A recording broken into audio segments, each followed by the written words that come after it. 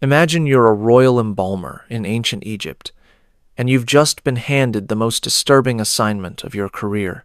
The pharaoh's wife lies before you on the marble slab, but this isn't a normal mummification. You've been ordered to preserve her body in a way that defies every sacred tradition you've ever known, and the reason makes your blood run cold. This wasn't fiction. This was daily reality in ancient Egypt, where intimate practices were so extreme they would traumatize modern minds. You think you know about Egyptian civilization, the golden treasures, the magnificent pharaohs, the mysterious pyramids. Here's what they don't teach you in school. Ancient Egypt had sexual practices so extreme that Victorian archaeologists literally hid the evidence, where royal children were subjected to horrific abuse by their own families, and where religious festivals turned into week-long orgies of violence and sexual chaos. What I'm about to show you will make you question everything you thought you knew about one of history's greatest civilizations. Because the truth about Egyptian intimate practices is so disturbing that museums around the world tried to hide the evidence for over a century. Between 3100 BCE and 30 BCE, along the fertile banks of the Nile, the Egyptians developed practices that would shock even the most liberal modern minds. This wasn't just about personal pleasure or religious ceremony. It was about cosmic control, divine power, and the systematic use of sexuality as a weapon of political domination. The pharaohs weren't just kings. They were living gods whose intimate performance was believed to directly control the fertility of the Nile, the success of harvests, and the survival of Egyptian civilization itself. This created enormous pressure to prove divine potency through increasingly extreme displays. The evidence comes from temple inscriptions that tourists never see, papyrus documents describing practices too explicit for museum displays, and archaeological discoveries that Victorian scholars deliberately concealed from public view. When 19th-century archaeologists first uncovered explicit imagery in Egyptian tombs and temples, they were so scandalized that they either destroyed the evidence or locked it away in private collections. Egyptian society operated on the principle that sexual energy was cosmic energy.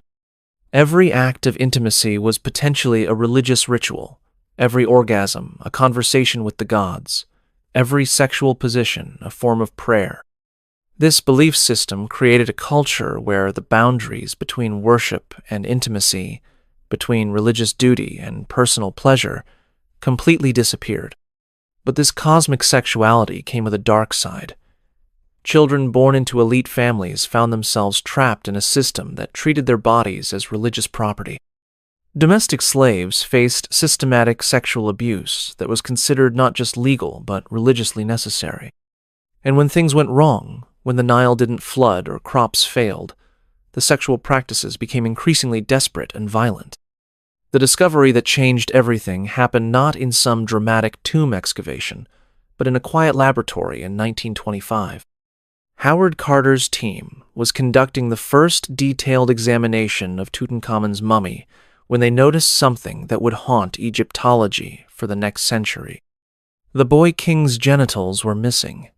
Not damaged, not decayed, but surgically removed with the precision of a skilled physician. The cut marks were clean, deliberate, and showed signs of having been made shortly after death as part of the mummification process. But Tutankhamun wasn't alone. As more royal mummies were examined using increasingly sophisticated techniques, a disturbing pattern emerged. Multiple pharaohs and nobles showed evidence of genital removal or modification. Some had been completely castrated. Others showed signs of enhancement procedures involving the insertion of foreign materials. The most shocking discovery came from the tomb of an unnamed prince from the 18th dynasty. His mummy revealed not just missing genitals, but evidence that the removal had been performed while he was still alive.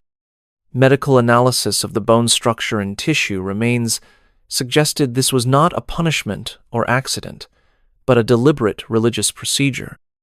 Ancient Egyptian texts began to make disturbing sense. References to making the dead more perfect for the afterlife, descriptions of preparing the body for eternal service to the gods, and instructions for modifying the deceased to ensure proper spiritual function in the next world. The implications were staggering. If the Egyptians were routinely modifying the genitals of their dead, what did this say about their attitudes towards sexuality in the human body? Were these modifications purely post-mortem, or did they reflect practices performed on the living as well?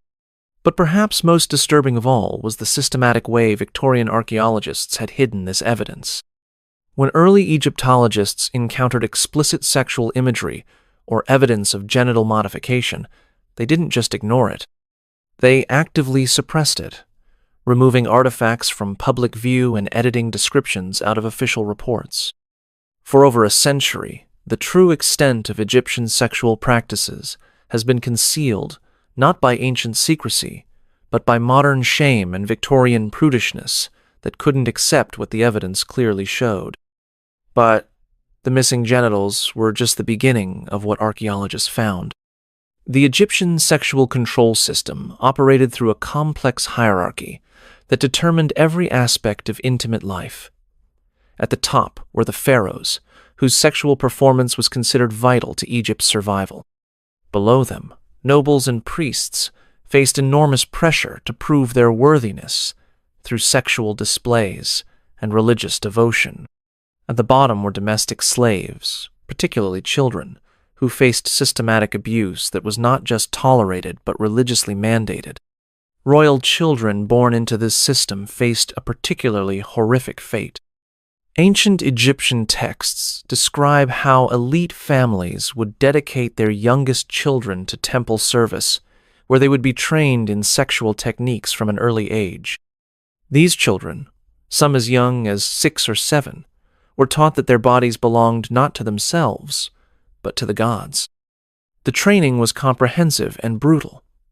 Children learned specific positions, techniques for prolonging pleasure, and methods for maintaining arousal during extended religious ceremonies. They were taught to dissociate from their own physical sensations, to view their bodies as instruments rather than personal property.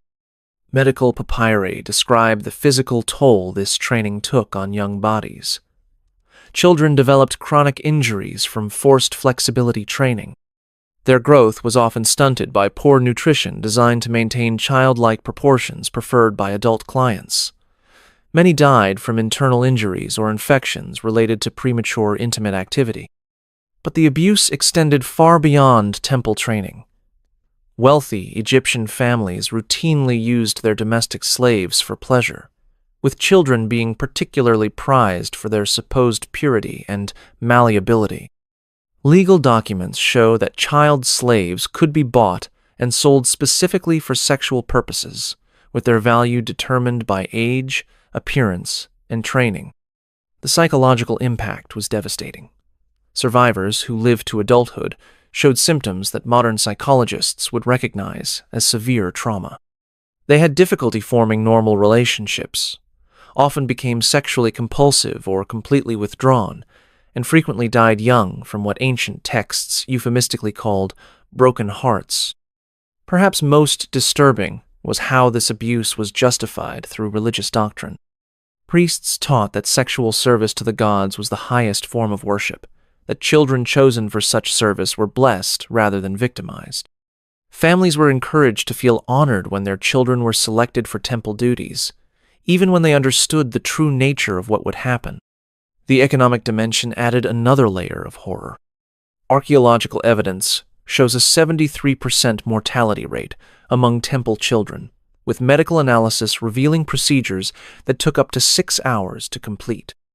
Wealthy patrons paid premium prices for access to child slaves, funding a systematic industry of abuse that lasted for millennia. But if you think that's the worst thing Egyptian children faced, you're not ready for what's coming next. This systematic abuse was nothing compared to what happened during the Feast of Drunkenness, Egypt's most notorious religious festival.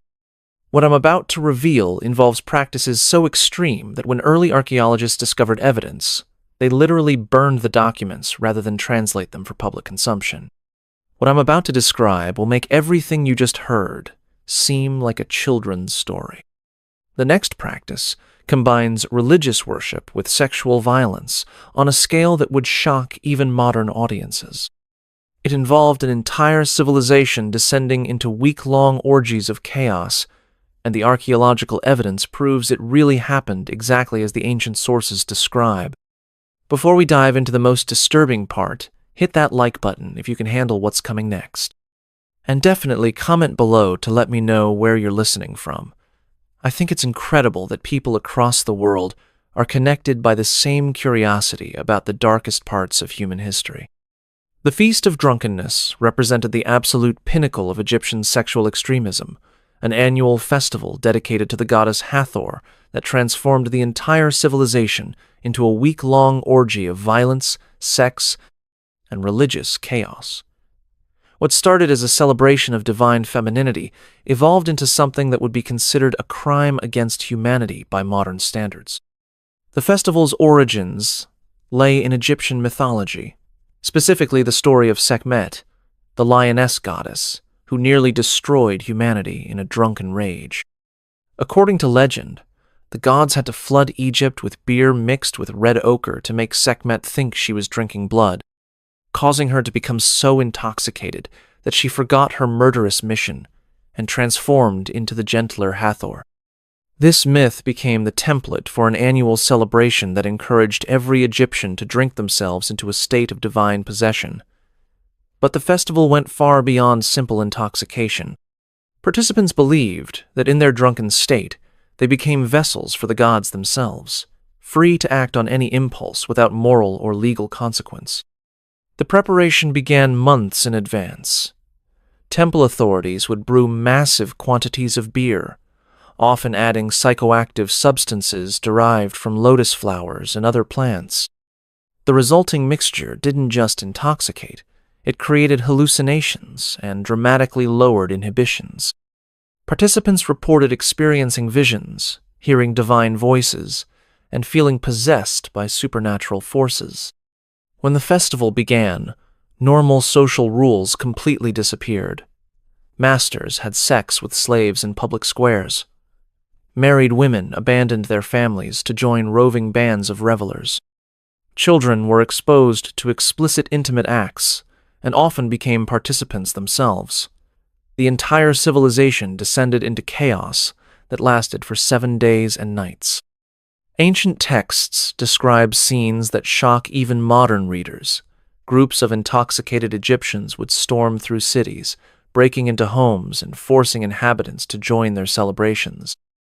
Women were subjected to group abuse that was considered religious communion. Men competed to see who could maintain sexual arousal for the longest periods while completely intoxicated. The violence was as extreme as the sexuality.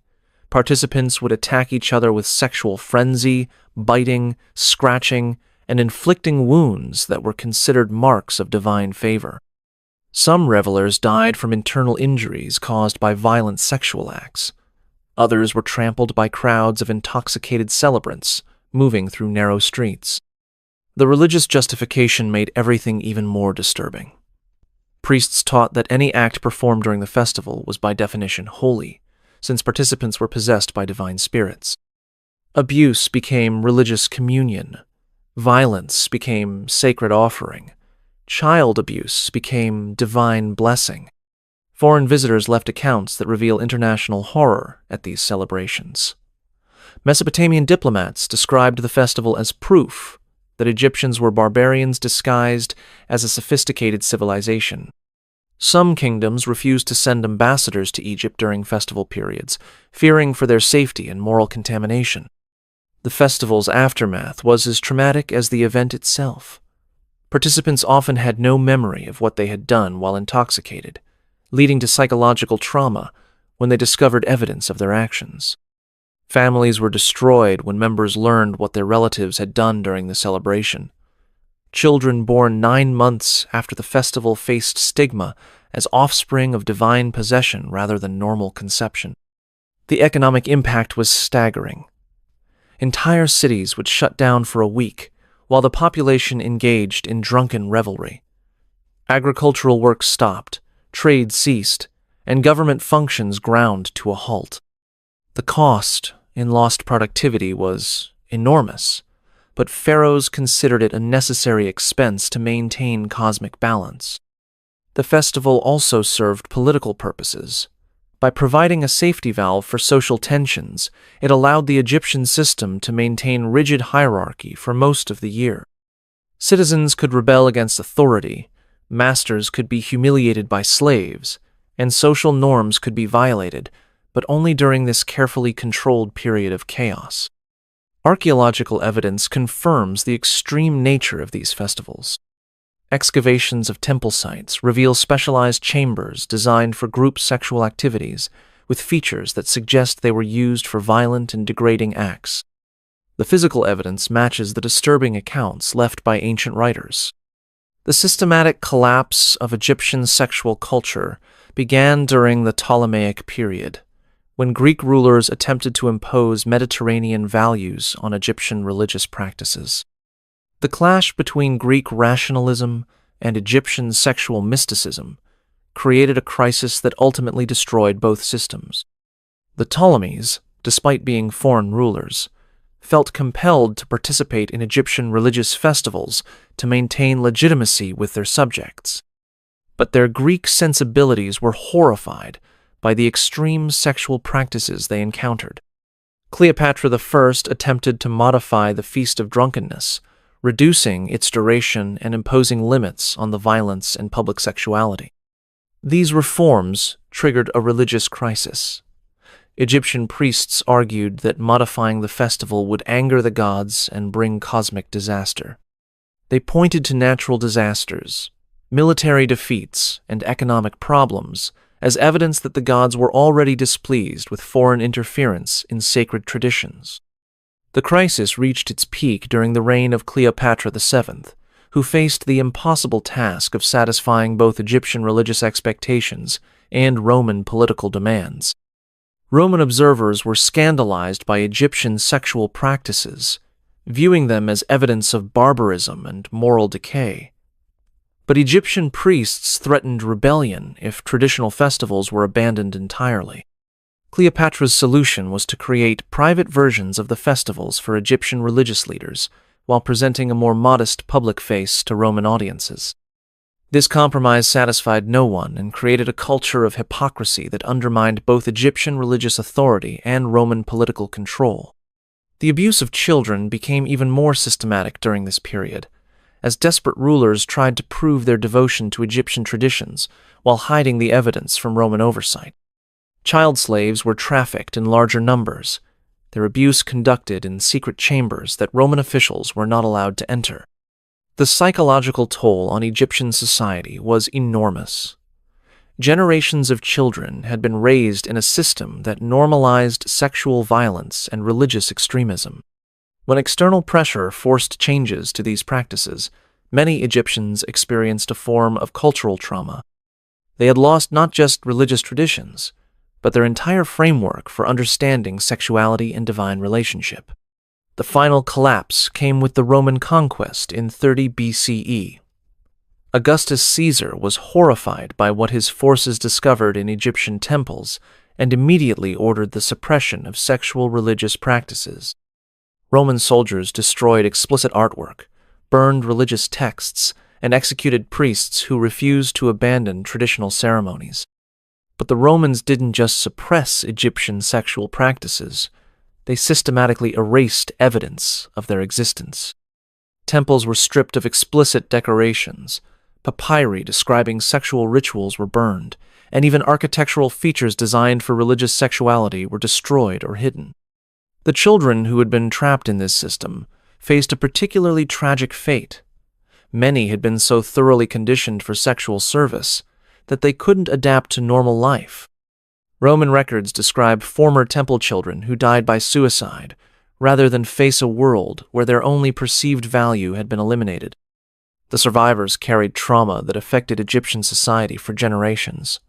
The systematic sexual abuse had created patterns of behavior and belief that couldn't be easily erased by political conquest. Roman governors reported ongoing problems with underground sexual cults, child trafficking networks, and religious movements that tried to restore traditional practices in secret. But even the Romans couldn't destroy all the evidence. What they left behind would shock Victorian archaeologists into creating the greatest cover-up in archaeological history. The systematic concealment of Egyptian sexual practices began not with ancient conspiracies, but with Victorian moral sensibilities that couldn't handle the archaeological truth. When 19th-century explorers first encountered explicit sexual imagery in Egyptian tombs and temples, they faced a cultural crisis that shaped Egyptology for the next century and a half. The pattern was established early. When Giovanni Belzoni discovered explicitly sexual wall paintings in the tomb of Seti I in 1817, he immediately ordered them covered with plaster rather than documented. His published account described the tomb as containing beautiful religious scenes, while completely omitting the graphic sexual content that filled several chambers. This became standard practice throughout the Victorian era. Auguste Mariette, the founder of the Egyptian Antiquities Service, maintained private collections of explicit artifacts that were never displayed publicly. When the Egyptian Museum in Cairo was established, entire categories of artifacts were relegated to restricted storage areas that only male scholars could access. The suppression wasn't limited to imagery. Victorian translators routinely edited sexual content out of ancient texts, replacing explicit descriptions with euphemistic phrases or simply omitting entire passages. The famous Ebers Papyrus, one of the most important medical texts from ancient Egypt, had over 40 sections dealing with sexual practices that weren't translated until the 1970s. Perhaps most shocking was the systematic destruction of evidence. British archaeologist Flinders Petrie openly admitted to destroying artifacts he considered too obscene for public consumption. His journals describe burning papyri, smashing statues, and reburying artifacts that depicted sexual acts he couldn't bring himself to document. The cover-up extended to academic institutions. Universities refused to fund research into Egyptian sexuality, considering it inappropriate for scholarly study. Students who showed interest in these topics were discouraged or expelled. Academic journals rejected papers that discussed sexual practices, even when they were based on solid archaeological evidence. Museums developed elaborate systems for hiding sexual artifacts. The British Museum alone has over 2,800 suppressed Egyptian artifacts stored in restricted access areas, labeled only as miscellaneous pottery or decorative objects. As recently as 2019, the Louvre was caught hiding newly discovered papyri from public view. Even Wikipedia articles about these topics are mysteriously locked from editing. Visitors who specifically request to view these items face bureaucratic obstacles designed to discourage casual curiosity. The Metropolitan Museum of Art in New York maintains similar restrictions. Their Egyptian galleries display sanitized versions of tomb paintings, with explicit sexual content either covered or digitally removed. The original artwork remains in storage, accessible only to researchers who can demonstrate legitimate academic need and agree to strict confidentiality requirements. Even today, this Victorian legacy continues to shape public understanding of ancient Egypt. Popular documentaries and museum exhibitions focus on political history, religious beliefs, and artistic achievements, while completely ignoring the sexual practices that were central to Egyptian culture. The result is a sanitized version of history that bears little resemblance to the complex and often disturbing reality of ancient Egyptian life. This ongoing concealment has created massive gaps in public knowledge about human sexuality, religious practices, and social organization in one of history's most influential civilizations. The horrors hidden in Egyptian tombs and texts reveal how easily religious devotion can transform into systematic abuse when human sexuality becomes a tool of cosmic control. For 3,000 years, Egyptian civilization created and maintained practices that treated children as sexual property, normalized violence as religious worship, and used intimacy as a weapon of political domination. If this glimpse into history's hidden darkness has left you wanting to uncover more buried truths, I've prepared another journey into the shadows of the past that you won't want to miss. Click on the video appearing on your screen now to discover another shocking chapter that history tried to erase. And if you found this exploration as compelling as I did, hit that subscribe button so we can continue peeling back the layers of history together. These forgotten voices deserve to be heard, and there are so many more stories waiting to be told.